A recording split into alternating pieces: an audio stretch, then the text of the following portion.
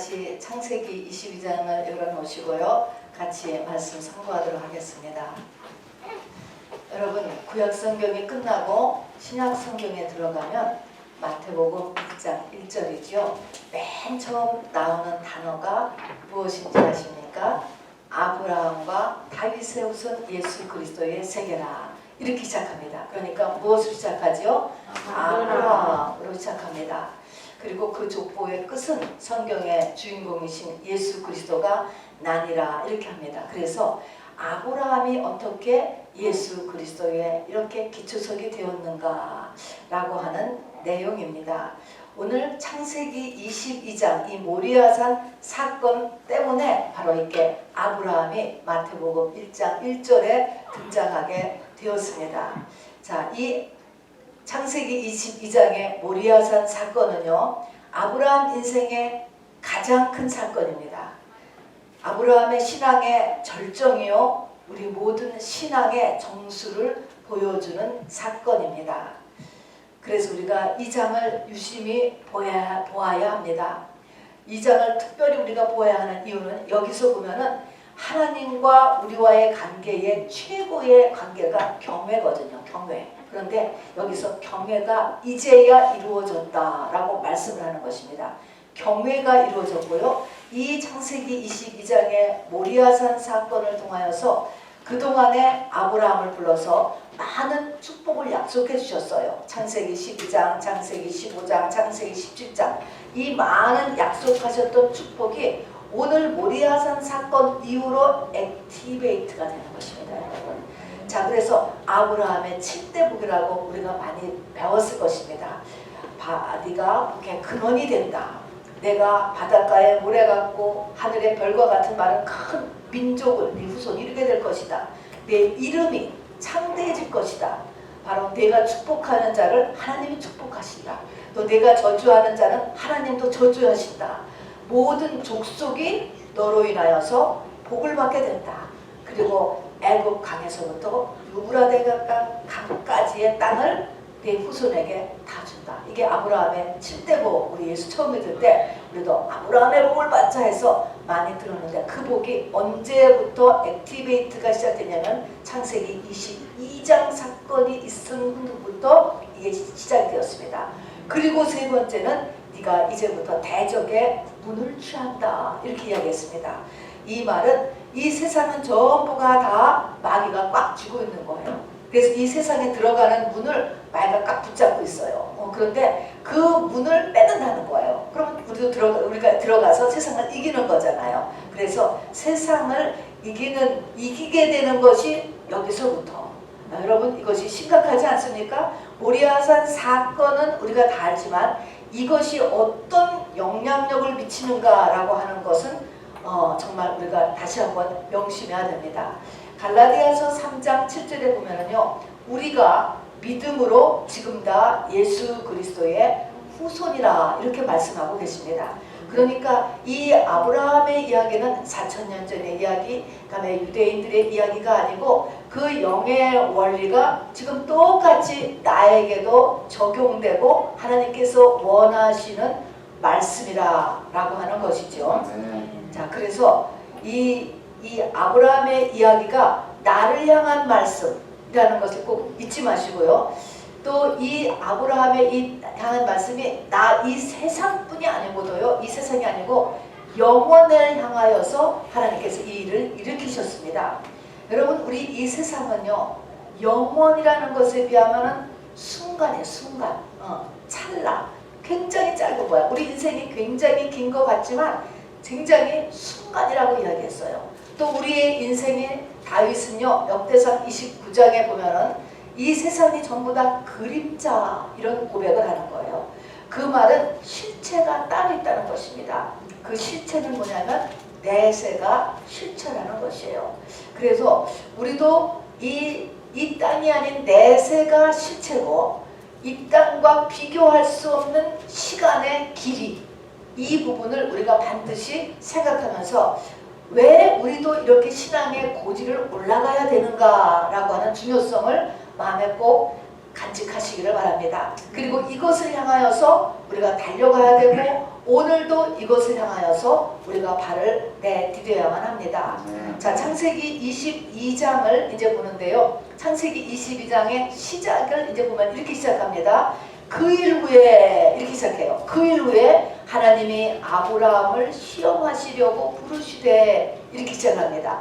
그 일 후에 라고 하는 것은 그 일은 앞에 있는 이스라엘 그러니까 앞에 창세기 11장 후반부부터 시작한 바로 아브라함이 예수를 믿기 시작한 그때부터 지금까지의 총을 다 나타내는 것입니다. 물론 그 앞에 21장도 포함되죠. 그래서 아브라함의 생애 전체 다 끝나고 나서 이래서 그 일 후에 이렇게 시작을 합니다.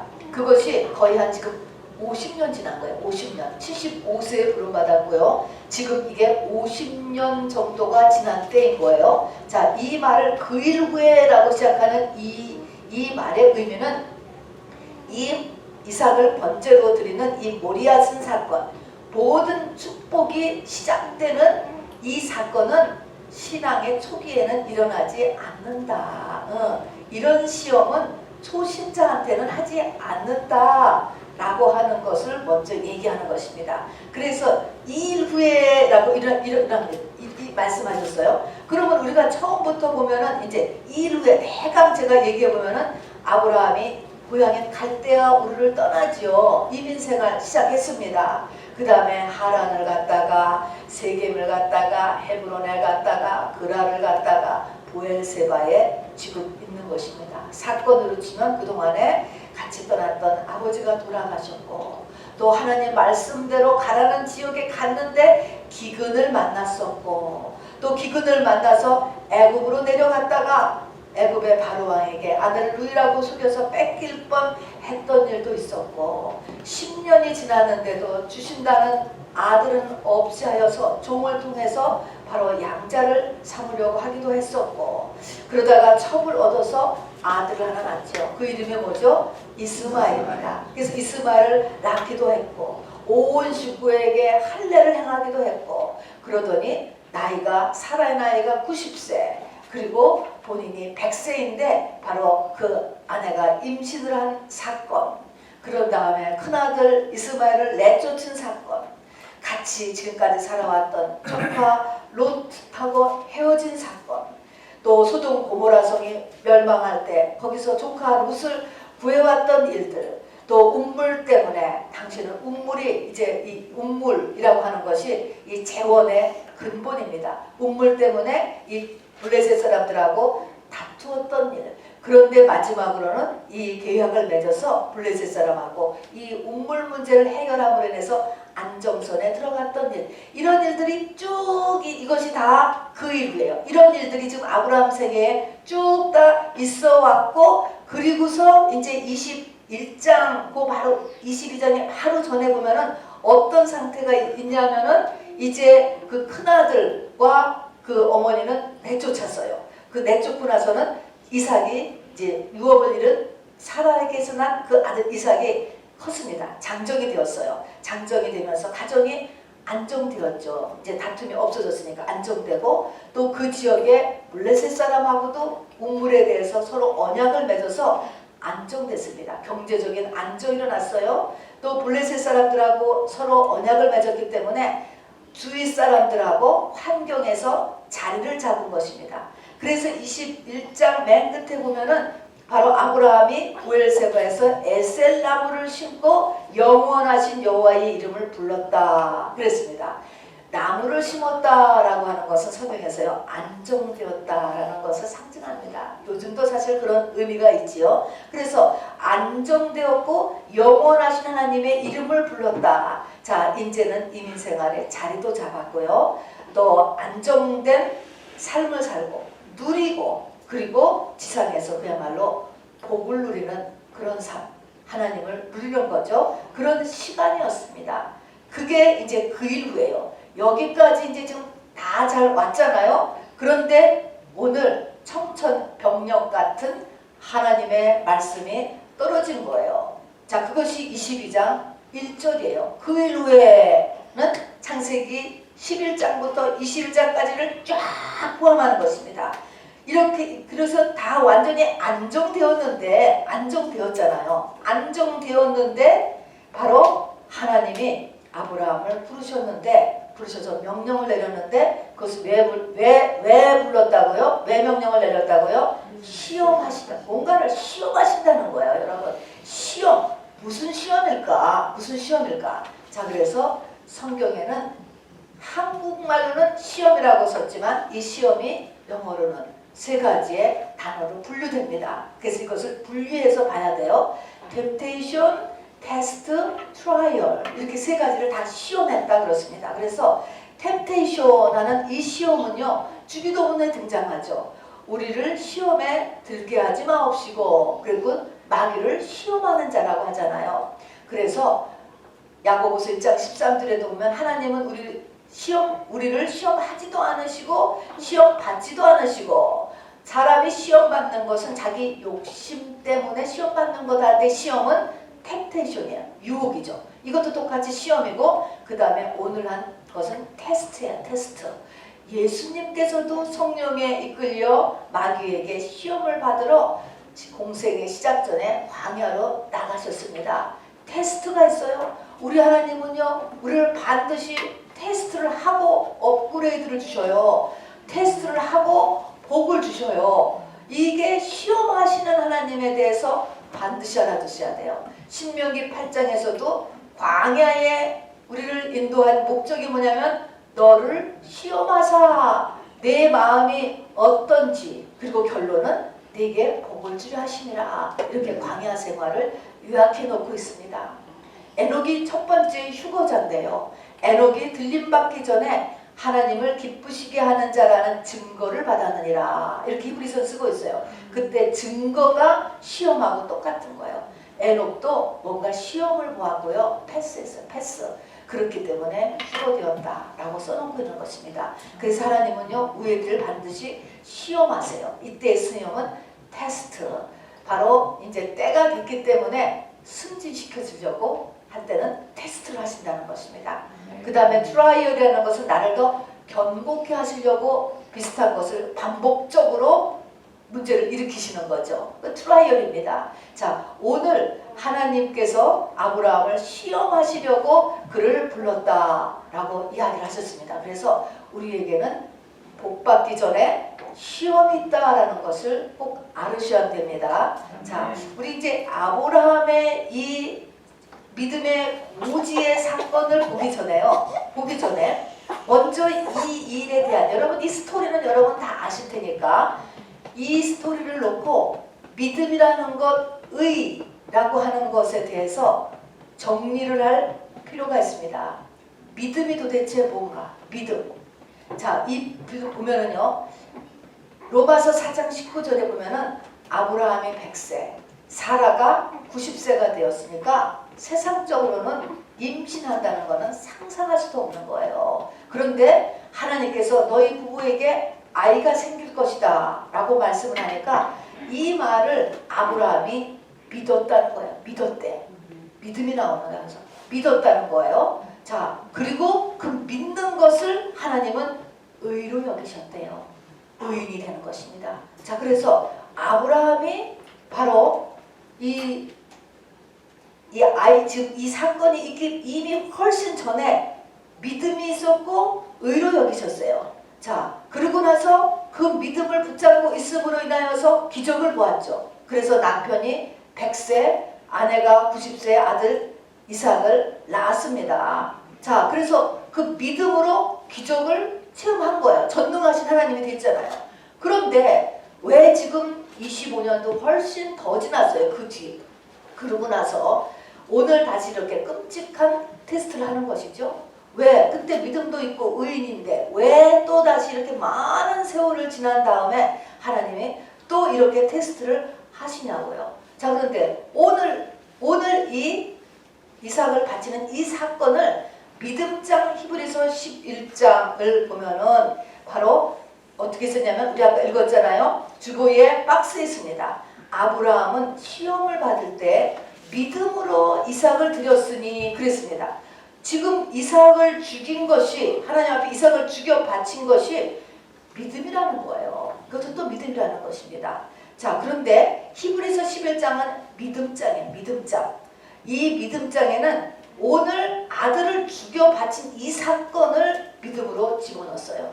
그 앞에 바로 100세의 아들을 낳을 것이다 라고, 그때도 믿음인데 그때를 믿음으로 치지 않고 아들을 죽여 바치는 것을 믿음장에 믿음으로 들어간다. 그리고 이것을 이제 다시 확인하는 거에서 야고보서 2장 21절에 보면은 우리 조상 아브라함이 그 아들 이삭을 제단에 바칠 때 행함으로 의롭다 하심을 얻었다, 이렇게 하는 것이죠. 의가 또 나오는 거예요. 의.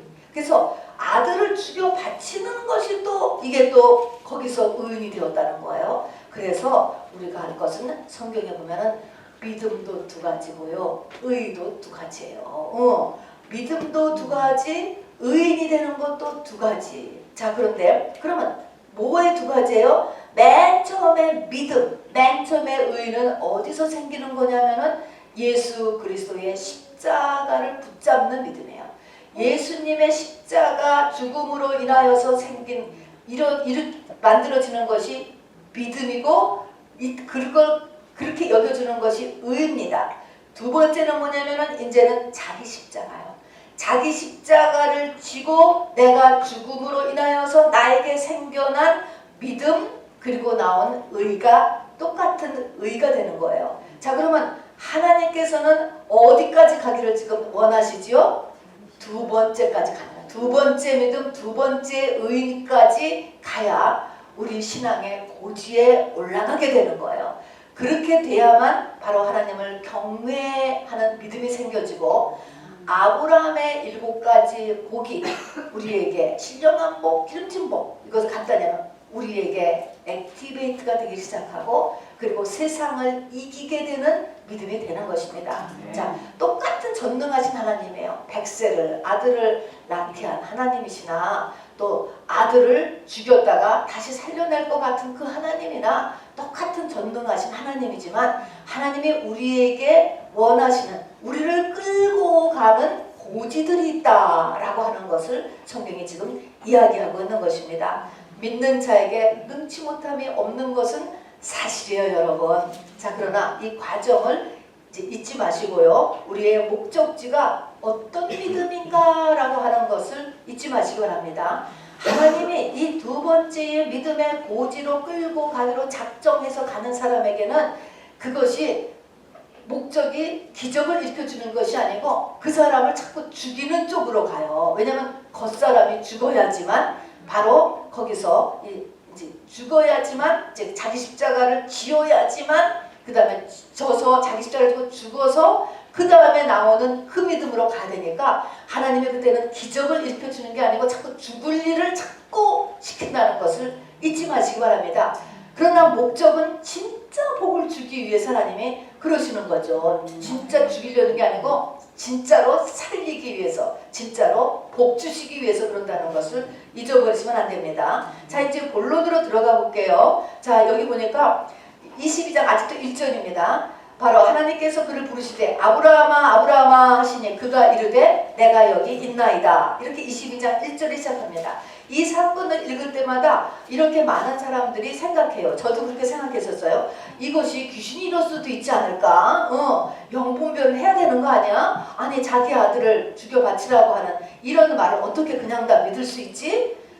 이렇게 하는데, 여기서 히브리어의 말의 그 말하는 투에서요, 내가 여기 있나이다, 이런 표현은 뭐냐면, 이런 표현은 벌써 이걸 할 때까지, 22장에 올 때까지 아브라함은요, 하나님을 벌써 지금 9번째 만나는 거예요. 그러므로 인하여서 내가 여기 있나이다 라고 하는 이 표현은 영분별이 끝난 상태예요. 하나님이 확실하다, 이때 쓰는 표현이에요. 그래서 이사야 선지자도 주여 내가 여기 있사오니 나를 보내소서 하는 내가 여기 있나이다. 그거는 두 사람과의 확실한 관계. 뒤에서도 아버지 이삭도 내가 여기 있나이다 이렇게 딱 얘기하면서 내가 여기 있나이다 하는 것은 관계가 확실하게 점검된 거야. 그러니까 이것은 미혹이 아니라는 것이 이제 아브라함이 확정하는 거예요. 확정. 그래서 이것은 하나님의 하나님. 그런데 그 하나님의 주문이 기가 막힌 거죠. 모리아 산에 가서 네 사랑하는 독자 아들을 번제로 드려라 하는 것입니다. 자, 하나님이 우리에게 뭔가 이렇게 뭐를 오더를 하면은 저나 여러분이나 다 생각을 해요. 이 생각은 뭐냐면 계산하는 계산. 이 계산을 하게 돼 있죠. 자, 고향인 갈대아 우르를 맨 처음에 떠날 때도요. 너 본토 친척 아비 집을 떠나 내가 지시할 곳으로 가라 했어요. 그러나 그 뒤에 하나님의 보상이 있었습니다. 그렇게 하면은 너에게 아들을 주고 그 아들도 하늘의 별과 같이 바다의 모래같이 땅의 뜰같이 많은 후손을 너에게 줄 것이고 애굽 땅부터 유브라데까지 땅을 주겠다. 당시의 가치는 아들하고 땅이었어요. 지금하고 또 다르죠. 아들 땅 이런 세상적인 것을 다 준다고 하니까 떠났단 말입니다. 자, 그러니까 하나님의 명령이 나왔을 때 사람은 계산을 해서 손해보지 않겠다 라고 하니까 발을 띄는 거예요. 자, 그 다음에 큰아들 이스마엘 내쫓을 때 굉장히 가슴 아팠을 거예요. 어쨌든 자기 아들이니까. 그럴 때도 하나님이 하신 말씀이 죽이지는 않는 거거든요. 내쫓아. 근데 내쫓았어도 우리 집은 떠났어도 그 이스마엘에게도 큰 민족을 이루게 해주겠다라고 하는 약속을 했어요. 그러니까 집에서는 사라와 이삭이가 그냥 바가지를 잡고 굽죠. 그러니까 내보냈어요. 내보냈어도 약속이 있었다니까. 그래도 하나님이 큰 민족을 이루게 해주겠다니까. 그래서 내보냈다. 그런데 이번에는 뭐예요? 이번에는 보상이 없어요. 여기 보니까 그걸 하면은 지금 뭐가 일어난다는 것은 나중에 하고 났으니까 하나님께서 이제야 네가 나를 경유하는 줄 알고 이제부터 이제 복이 액티베이트 되고 그리고 이제 대적의 문을 치었다는 것은 뒤에 말씀했지 앞에서는 얘기하지 않았어요. 그냥 내 아들 독자 이삭을 모리아 산에 가서 죽여라. 이렇게 하나님의 오더가 떨어졌습니다. 자, 그래서 여러분 마지막 시험이 나에게 다가올 때 또 시험이 높을수록 하나님이요 보상을 얘기하지 않아요. 그 말은 뭐예요? 보상이 없는 것 같이 보여주는 거예요. 나에게 손해 남는 거 없어. 이렇게 하면은 뭐 남는 게 없어. 여러분 이런 것도 있다는 것을 알아주시기 바랍니다. 우리가 처음에 시험 받고 하나님의 명령이 떨어질 때는 그래도 이것이 이렇게 나에게 유익함이 있으니까 우리가 대부분이 발을 띄는 거예요. 그런데 이렇게 올라갈수록 아무것도 없어. 점점 아무것도 없어. 희생인 것 같이 이렇게 느껴지게 이렇게 하나님의 주문이 떨어진다 하는 것입니다. 여러분도 한번 생각해 보세요. 아들을 죽이라. 그 죽이라고 하면은 뭐 끝이잖아요. 그거 뭐하고 비유하겠어요? 그 아들이 없어지는 거. 또 이거는 꼭 아들이 아니더라도요. 이게 지금 25년 기도해서 낳은 아들이에요. 아들이라고 얘기하는 건 내가 25년 동안 성취한 것입니다. 25년 동안 성취해서 만들어 놓은 것을 다 내놓으라고 한다면 여러분 어떨 것 같아요?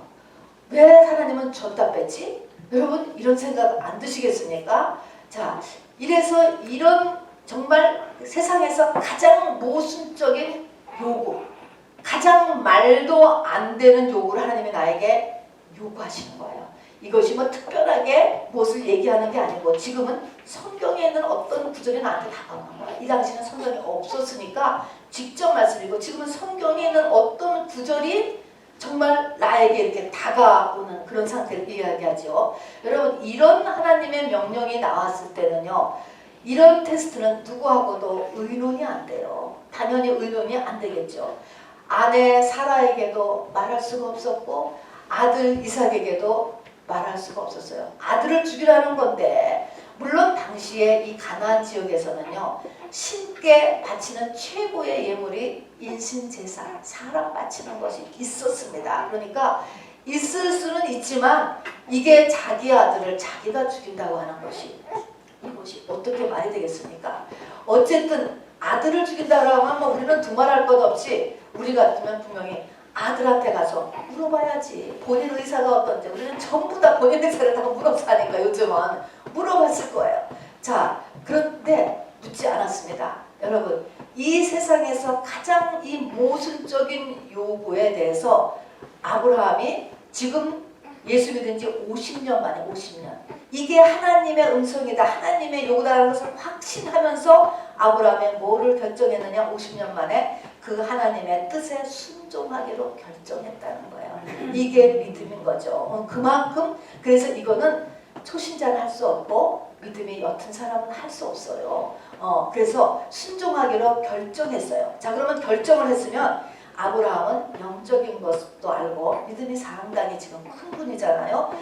모든 이 영적인 세계를 아는 곳이에요. 자, 그러면 이 일을 하기 위해서는 모든 사단의 틈의 가능성을 봉쇄해야 된다라는 것을 아십니다. 그러면 사단이 이것을 방해할 수 있는 가능성, 첫 번째 누굴까요? 와이프죠. 와이프. 사라한테 말하면 절대로 안 되지. 절대로. 사라한테 말 안 했어요. 그 다음에 두 종하고 같이 가서 마지막 모리아산에 올라갈 때는 두 종을 놔두고 가요. 왜 그러냐면 만약에 두 종을 데리고 가서 아들을 향하여서 칼을 내드는 걸 보면은 두 종이 그거를 두 종이 붙잡으면 이 아브라함이 힘으로 못 따라올 거 아닙니다. 그럼 실패하잖아요. 그러니까 두 종을 놔두고 가. 그 다음에 올라가는데 아들이요. 이 이삭이가 묻잖아요. 아버지, 번제할 어린 양은 어디 있습니까? 라고 물어요. 진짜 가슴이 녹아내리는 거예요. 이때 바로 자기 감정을 절제하는 거죠. 이거를 딱 절제했습니다. 그리고 아들에게 사실을 아직 말해주지 않죠. 번제할 어린 양은 하나님께서 친히 준비하시라. 여러분, 뭐라고 이야기를 할 수 없고 해결이 안 되는 부분은 하나님께 넘겨야 되는 거예요. 하나님께서, 사람의 힘으로는 할 수 없는 것이에요. 하나님께서 하시겠지 하고 넘겼습니다. 자, 그렇게 해서 이 일을 자기가 수행하기 위하여서 이 사단이 방해하는 벽을 막았다라고 하는 것도 굉장히 중요해요, 여러분. 우리가 복 받는 것 마귀가 방해합니다. 우리의 성장이 업그레이드 되는 것 마귀가 방해합니다, 여러분. 반드시 방해한다는 거 잊지 마시기 바랍니다. 거기에는요, 우리가 신앙의 고지를 향해 갈 때 목사님이나 신학교 교수님이나 선교사님이라도 본의 아니게 방해를 할 수 있을 것 같아요? 없을 것 같아요? 있다고 하는 것을 성경이 증거하고 있죠. 소경 바디메오가요, 예수를 만나기 위해서 소리 질렀습니다, 여러분. 막 소리 지르는데 예수님의 12 제자들이 멈추는 거예요. 조용히 해. 그리고 못 오게 하는 것입니다. 자, 그럼에도 불구하고 12 제자를 그냥 그 말을 안 듣고 계속 소리를 지르는 것을 보시고 예수님께서 바로 만나주셨습니다. 그래서 눈을 띄워주셨다는 것입니다. 여러분, 이런 것을 볼 때마다 내 영혼은 내가 관리해야 돼요, 여러분. 내 영혼은 내가 관리해야 돼요. 자, 아내도 못 믿었어. 아들도 못 믿었어. 자기의 감정도 못 믿었어. 먼저 믿은 사람들도 다 못 믿었어요. 그래서 우리는 이렇게 우리가 요만할 때 말씀을 잘 알아둬야 돼요. 그리고 끝까지 자기 영혼을 자기가 지키고 업그레이드를 시키는 것이 굉장히 중요해요. 나중에 돼서 우리가 생각도 연약해지고 마음도 연약해지고 몸도 연약해지고 막 이럴 때 불신자가 옆에 있어서 끌어가면 그냥 믿음 다 뺏기고 다 끌려가 버리면은 안 된다 이 말인 것입니다. 그래서 내 영혼은 옆에 있는 한테보다도 내 영혼을 내가 책임질 그런 각오를 꼭 하시기를 바랍니다. 이때 아브라함이 얼마나 초긴장을 했던지 소돔 고모라 때는요, 하나님 앞에 딜하잖아요. 그러니까 조카하고 아들하고 다른 것 같아요.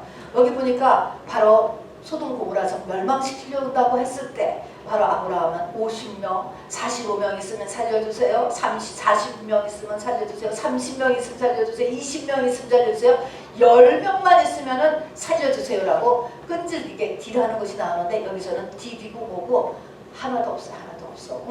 이렇게 지금 아브라함이 초긴장 상태에 있다라고 하는 것을 알아두셔야 돼. 당연하겠죠. 자, 그리고 여기 보니까 이제 모리아산 3일이 와서 이제 마지막 모리아산에 올라갈 때 종들을 남겨두고 갈 때 넌 여기서 기다리라 그러면서 두 종들에게 내가 이삭하고 올라가서 저 모리아산에 가서 예배하고 우리가 너희에게로 돌아오리라 이렇게 얘기해요. 그때 우리가라고 얘기해요. 우리라고 하는 것은 나하고 아들 이삭이 같이 돌아온다 이렇게 얘기하는 거예요. 그래서 처음 읽을 때는 저도 여기 아브라함도 그냥 때에 따라서 거짓말을 하는구나 그냥 이렇게 생각을 했는데요. 그게 아니고요. 히브리서 11장 19절에 보니까 아브라함은 하나님이 능히 이삭을 죽은 자 가운데서 다시 살리실 줄로 믿었다 이랬습니다. 그러니까 자기는 죽이려 했으니까 죽여. 근데 뭔지 모르지만 하나님이 금방 또 살려낼 거라고 이렇게 생각했다는 거예요. 정말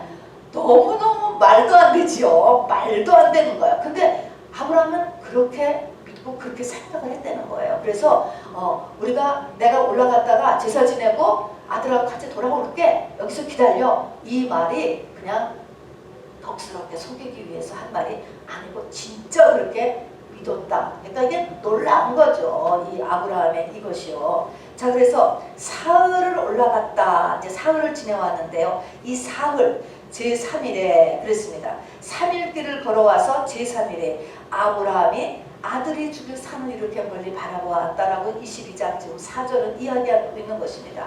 여러분, 이 사흘이라고 하는 의미가 성경에 많이 나오잖아요. 사흘, 에스더가 사흘 금식을 하고 요나가 물고기 뱃속에서 사흘 있고 이 수리데이, 트레스디아스라고 하는 이 사흘은요, 예수님이 무덤 속에서 있던 사흘을 나타내는 거예요. 부활을 위해서 한 사람이 한 알의 밀알로 썩어지는 기간을 사흘이라고 하는 것입니다. 그래서 이 기간은 내가 완전히 죽는 기간이에요. 자, 죽는 것은 죽는 것으로 끝나는 것이 아니고요. 여러분, 살기 위해서 죽는 거예요. 부활을 위해서 자기 십자가에서 죽는 것이라는 것을 잊으시면 안 됩니다. 자, 그래서 어쨌든 여기까지 보엘세바에서 두 종과 함께 지금 네 사람이 걸어오는 3데이 동안, 그때 그 기간이 보엘세바에서 오늘 모리아 그 앞까지가 100km래요. 이 기간 동안 아마 사흘 동안 아브라함 한 잠도 못 잤을 거예요, 여러분. 그리고 왔을 것입니다.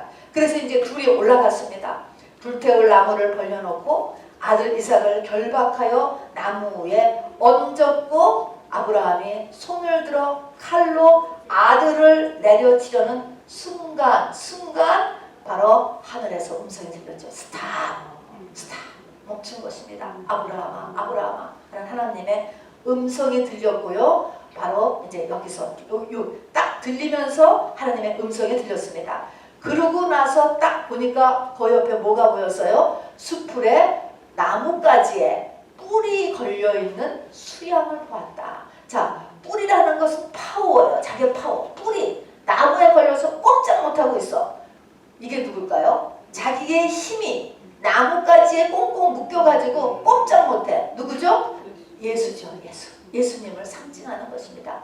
그래서 이 모리아산 그 자리를 1000년 뒤에 하나님은 거기다가 다윗을 통하여서 솔로몬으로 하여금 그 자리가 성전을 짓게 하였는데 그 자리가 나중에 또 뭘로 됐습니까? 다시 그 후로 1000년이 되어서 거기서 예수님의 십자가에서 죽은 갈보리산이 바로 거기가 같은 지역이 되겠습니다. 그래서 이것이 쭉 연결되는 거예요. 그러면은 모리아 산에서 번제로 네 아들을 죽여라. 그 다음에는 하나님께서 갈보리산 같은 지역에서 하나님의 아들인 예수 그리스도를 번제로 죽이셨어요. 그럼 그 다음에 2022년에 뭘 원하실 것 같아? 뭐를 원하실 것 같아? 누구 죽으라고 하는 걸 원하실 것 같아? 말 잘하셨네. 네, 나를 얘기하는 거죠. 자, 그래서 이렇게 연결되는 것입니다. 우리 이렇게 하나님이 멈춰라고 얘기를 하면서 이제야 내가 나를 경외하는 줄 알겠노라 라는 첫 말씀이 들려왔어요. 우리 경외라는 단어는 다 알지만 그리고 경외가 얼마나 많은 축복을 시편과 잠언서에서 이야기하는 것을 알지만 이 경외가 나한테 액티베이트 되는 거는 이때부터 시작이 되는 거예요. 경외의 축복. 자, 그러면 경외하는 믿음. 내가 하나님을 경외해. 내가 이런 경외하는 믿음을 가진 사람은 어떤 상태냐면 한마디로 하면은 우상이 없어진 상태예요. 내 마음속에 우상이 없어진 상태. 자, 우상이 없어졌다 이렇게 되었을 때 어떻게 하느냐? 마음을 다하고 목숨을 다하고 힘을 다하고 뜻을 다하여 주 너의 하나님을 사랑하라. 이것이 신약에 들어오니까 모든 계명의 총결산이라는 거 얘기했잖아요. 이것이 모든 율법의 총결산이라고 예수님께서 말씀하신 거예요. 이것이 뭐냐면 바로 경외의 믿음이요 마음속에 우상이 없어져야만 이것이 된단 말입니다. 그리고 이것이 바로 세상을 이기게 되고 이것이 내가 성전이 되는 거야. 성전이 되는 것이고 이것이 바로 예수 그리스도의 신부가 되어서 휴거하게 되는 것이죠.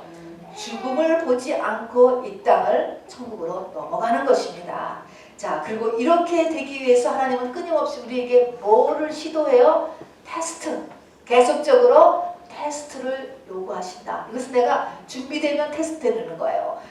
하나님이 보시기에도 준비가 안 된 사람은 테스트가 아직 없어요. 근데 그때에는 테스트가 아니고 시험이 템테이션은 오겠죠. 그러나 테스트는 아니에요. 그래서 이 테스트는 바로 하나님께서 이렇게 테스트를 통해서 바로 우리를 이 창세기 22장까지 끌어올려서 바로 예수를 믿어도요. 바로 믿음의 조상 아브라함을 새로 만드신 거예요. 그래서 이렇게 만드는 과정이 하나님이 왜 이렇게 다 아시는데 전지하시는 분인데 테스트를 하실까?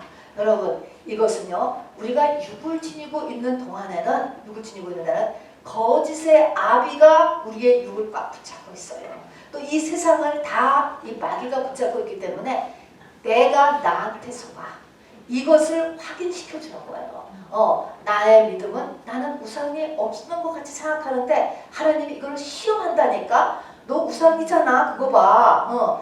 우리가 마음속에서 우상이 되면 안 된다라는 거 모르는 사람 없잖아요. 지금 이 정도 믿었으면은. 하나님은 첫 번째로 사랑한다는 거 다 안다고. 자식 우상하면 안 된다는 거 다 안다고. 그런데 실상은 아니란 말입니다. 이거를 증명하게 해주기 위해서 하나님은 테스트를 하시고 그리고 공의의 하나님은 하나님의 세계 영계까지 이것을 알리기 위해서 이거를 테스트를 하시는 거예요. 자, 여러분 이제 이렇게 하시는데 여러분 이 22장이 일어났을 때 이 이삭의 나이가 여러분 몇 살이지요?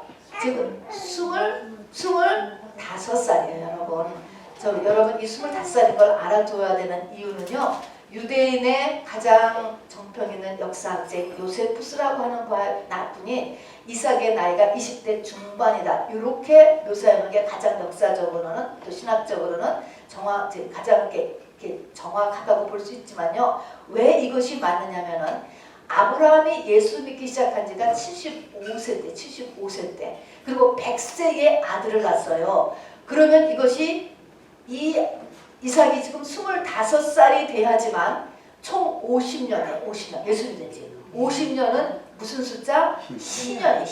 그래서 이게 다 맞아 떨어지는 것입니다 여러분. 그래서 예수 믿은 지 50년 만에 믿음의 고지에 올라갔다고 여러분. 이 얘기를 하는 것입니다. 자, 어쨌든 우리가 여기서 알 것은 아브라함의 지금 최고의 갈등이었어요. 아브라함의 최고의 문제죠. 아들이 죽는 것 같은 문제가 어떻겠어요 여러분. 이게 최고의 문제인데 이 문제가 해결되었죠. 아들은 안 죽었다니까. 문제가 누구 때문에 해결되었어요? 수양 때문에 해결되잖아요. 수양. 그 수양이 아까 뭐라고요? 예수님이라고요. 예수님 때문에 나에게 내려오는 모든 저주, 내가 각오해진 모든 죄 다 해결됐다니까. 예수님이 십자가상에서 죽고 부활하심으로 인하여서 다 해결되었어요. 그 수양 때문에 되었는데 이 수양이 왜 그전에는 아브라함 눈에 안 보였지? 거기 수양이 거기서 버기적거리고 있었을 텐데 나무를 놓고 아들을 묶고 결박을 해가지고 올려놓고 칼로 내려치기 전까지 수양이 안 보이더라 하는 것입니다. 예수님의 십자가와 부활이 배우고 듣고 명령 기도를 하지만 나한테 액티베이트가 안 돼. 나한테 안 보여요 여러분. 적용이 안 된다라고 하는 것입니다 여러분. 이것은 교회를 다녔다고 되는 것도 아니고요. 내가 지식적으로 성경 공부했다고 되는 것도 아니고요. 일반적인 헌신을 가지고 되는 것이 아니고 그것을 넘어서서 어떻게 해야 돼요?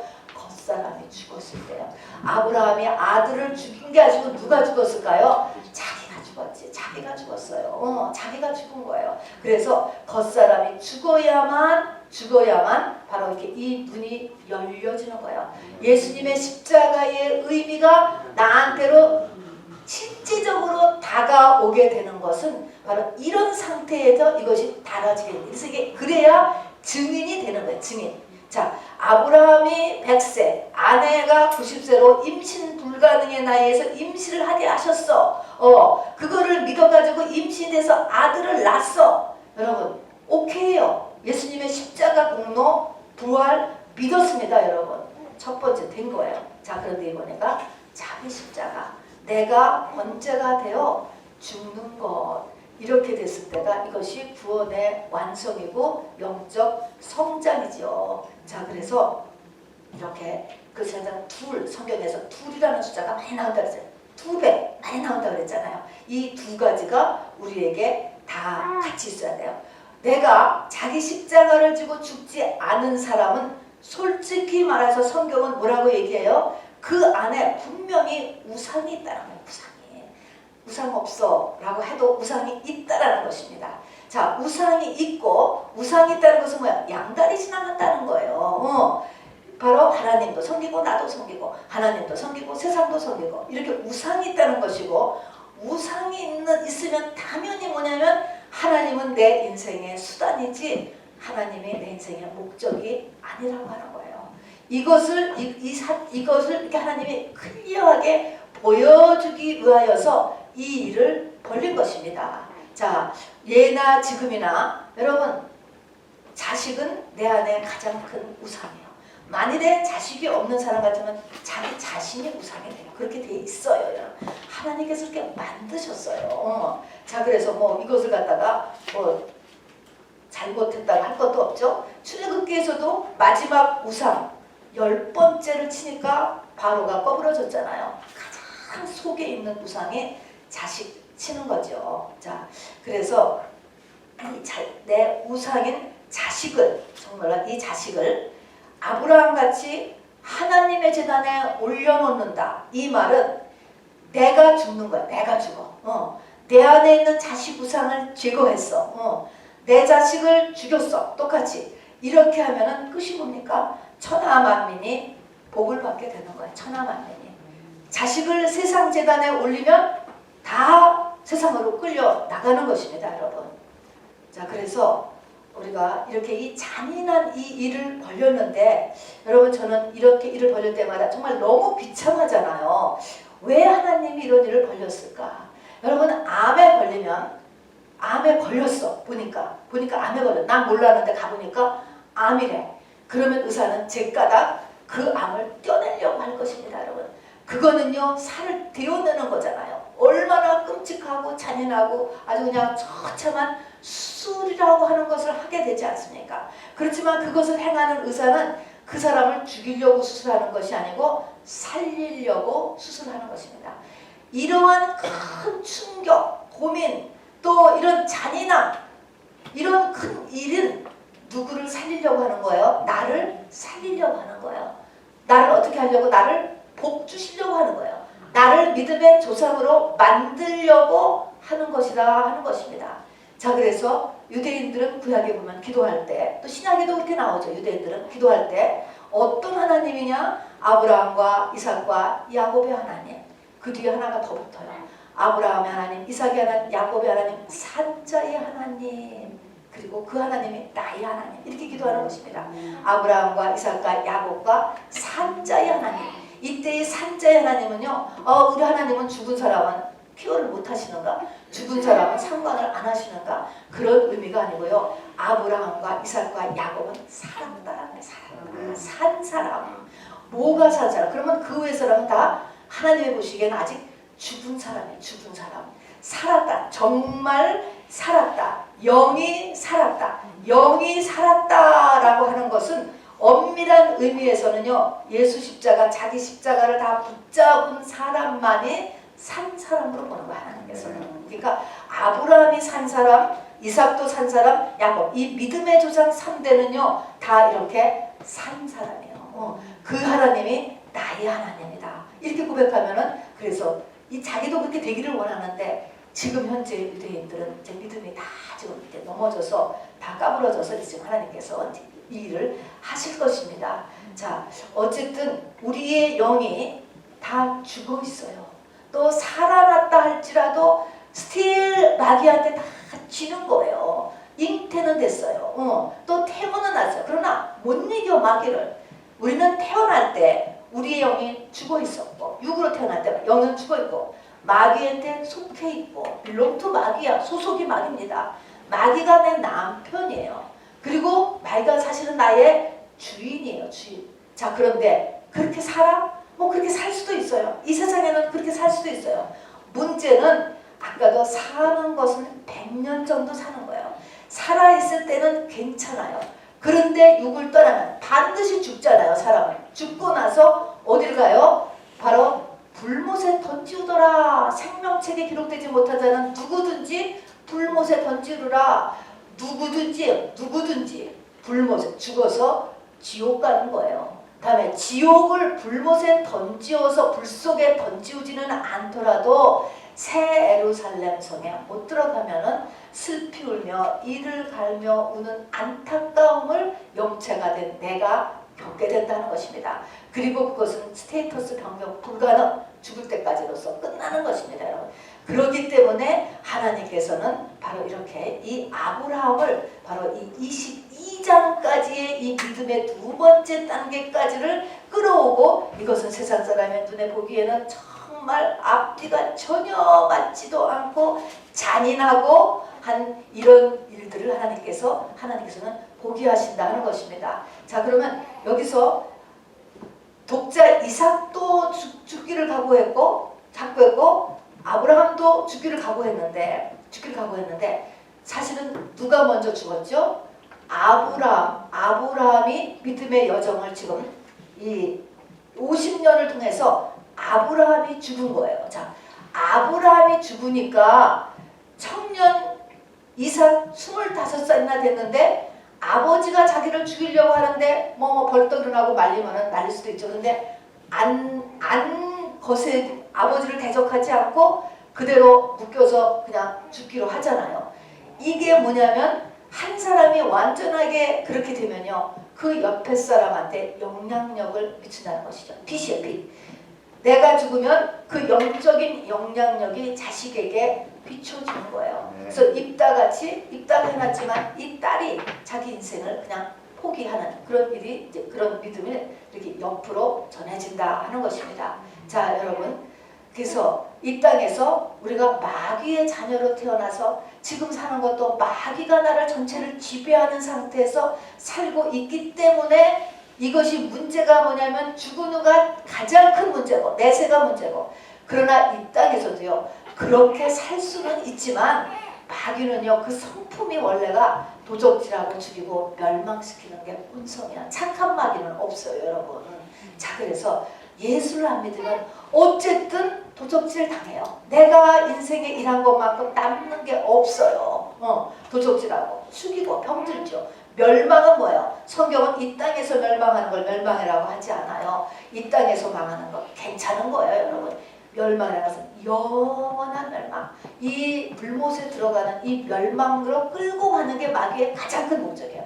이 땅에서 돈 주고 명예 주고 다 주어도 그 영혼을 지옥으로 끌고 가는 마귀는 잘한 마귀. 도적질하고 죽이고 멸망시키는 존재가 마귀의 본성이기 때문에 여기서 우리는 하여튼간에 벗어나야 돼요. 벗어나. 자, 그러면 오늘 이제 결론입니다. 내가 어떻게 성전이 되며 내가 어떻게 예수 그리스도의 신부가 되고 내가 어떻게 믿음의 호지에 오를 수 있을까요? 여러분, 이 방법을 먼 데 가서 찾을 게 아니고 가까운 데 있어요. 어떻게 해요?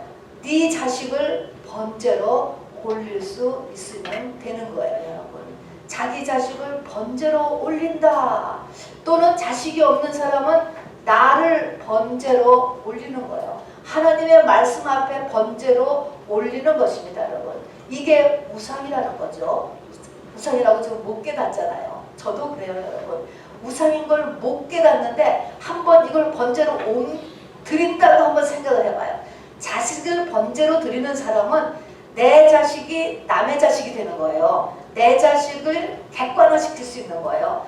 자기 자식은 전부 팔이 안에 굽잖아요. 자기 자식을 남의 자식처럼 객관화시켜서 볼 수 있는 상태에 우리가 가야 되는 거예요. 남이 된다니까. 자, 그럼 이것이 돼야 되는데 이렇게 번제로 드렸다라고 하는 이 번제에 대해서 우리가 알아야 되죠. 마지막 번제를 짚고 넘어갈게요. 왜냐면 네 아들을 번제로 올리라 그랬거든요.